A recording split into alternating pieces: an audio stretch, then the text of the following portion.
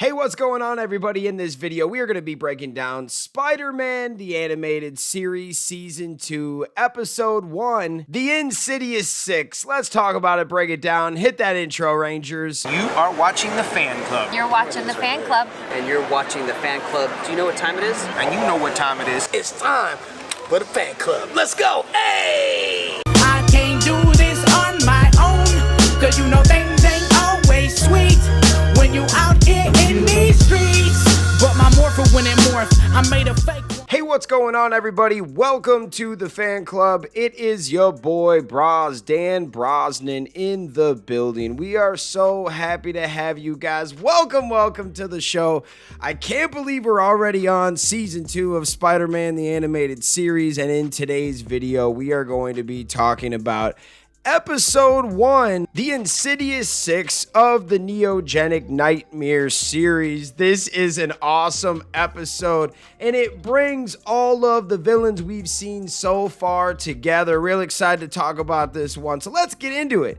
The second season of Spider-Man the Animated Series kicks off with the Insidious 6, the first installment of the Neogenic Nightmare arc. The episode immediately throws Spider-Man into the deep, introducing not one but several foes teaming up. We're treated to the debut of the Insidious 6, a team-up orchestrated by Kingpin, including the menacing Silvermane and Hammerhead, who represent a new threat to the city's underworld. Adding to the mix is the pre-vampire Michael Morbius, whose future as a major recurring antagonist is subtly hinted at.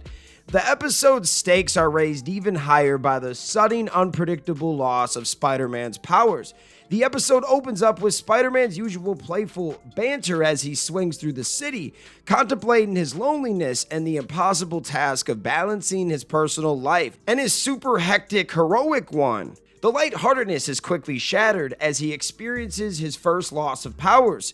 The ensuing struggle to maintain his grip on buildings creates suspense as his abilities flicker inconsistently. His fortunate, though slightly comical, escape into a feather-filled dumpster provides a moment of relief before the true threat unfolds. Simultaneously, Kingpin's reign is challenged by Silvermane's open defiance, highlighting growing cracks in the crime cartel's dominance.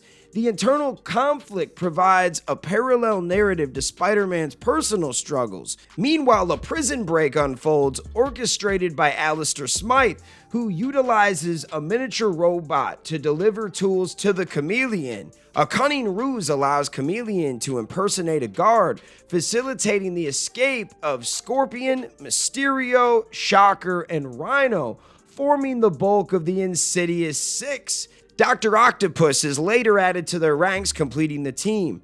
The team's arrival at the abandoned warehouse where Kingpin unveils himself as the leader sets the stage for an intense confrontation with Spider-Man. A fight then ensues, showcasing the varied abilities of each villain. Spider-Man's initial success in battling the group is short-lived as his fluctuating powers force him to retreat.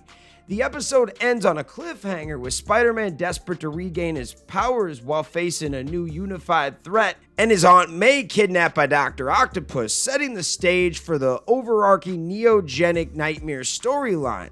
The simultaneous plots involving the unraveling of Spider-Man's powers, the formation of the Insidious 6, and the internal conflicts with the city's criminal underworld culminate in a thrilling and suspenseful start to Season 2.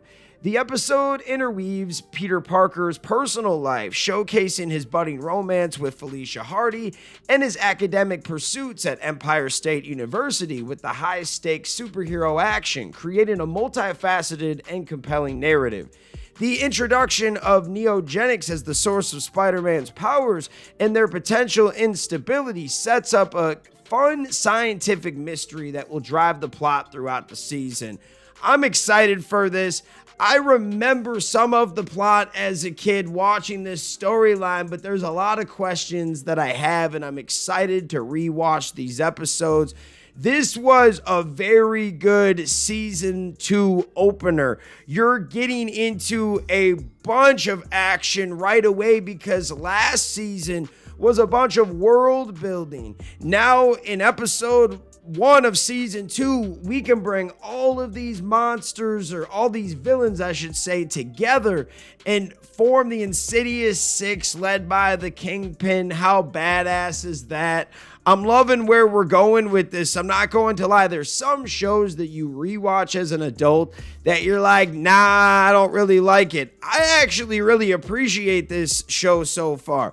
What are your thoughts? Let us know. Before I let you go, let's get into some trivia from Spider-Man animated fandom. This 2-part episode is based on Amazing Spider-Man Annual number 1 from 1964, which is where Dr. Octopus first formed the Sinister Six and Spider-Man had to fight them off while losing his powers. In this episode, Chameleon's skin appears to be bleached white instead of wearing a white mask as he did in the comics. Shocker is the only villain that was allowed to keep his costume on while in prison, excluding Rhino, whose suit is bonded to his body, and Doc Ock, whose suit could not be removed by the guards without the threat of being hit by his mechanical arms. During the episode, Kurt Connors mentions the Toomes Foundation. This sets up Adrian Toomes, who at the end of the season will become one of Spider-Man's enemies, known as the Vulture. In the comic book, they were called the Sinister Six. The network censors thought that the word sinister sounded too frightening, so John Semper Jr. had to change the name to the Insidious Six, despite the fact that on Fox Kids' other show, X-Men, the animated series, they were using the monster villain, Mr. Sinister. Yeah, I was just thinking about that. That doesn't even make any sense. John Semper Jr. has said on his Facebook page that because Sandman and Electro were off limits due to them being used in James Cameron's movie that ultimately never got made, they weren't the real Sinister Six from the comics, so he renamed them the Insidious Six. Additionally, Kraven the Hunter had been cured from the serum's effect and was no longer a villain, and Vulture would not make his appearance until the end of the season. Very interesting.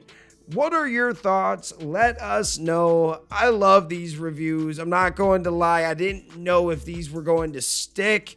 I said I would do the first 5 episodes, see what happens, but I'm not going to lie. I'm having a lot of fun going down memory lane with Spider-Man. Brings me back to being a kid watching Power Rangers and Spider-Man every day after school. It is a good vibe. Let me know your thoughts on this episode. Shout out all the fans out there that take the time out of their day to watch this content. You are the real MVPs and the reason why we can continue to make stuff like this. Thanks again, and we'll see you next time. Peace. I want to give a special shout out to the Gold Ranger members, Salima Ramirez, Stephen Heffelman, Thomas Franco, Anime King Nick, Louis Cairns, and Roderick Hare. Thank you guys so much for your support, and if you want a video shout out like this one, sign up to be a Gold Ranger member today.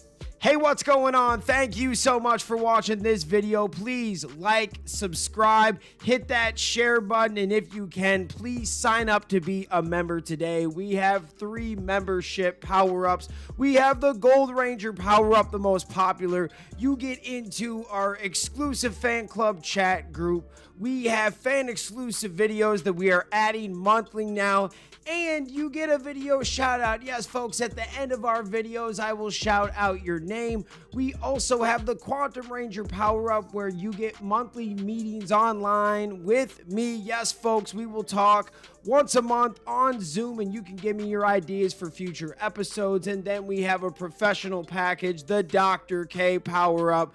That is for businesses that want to tap into the platform.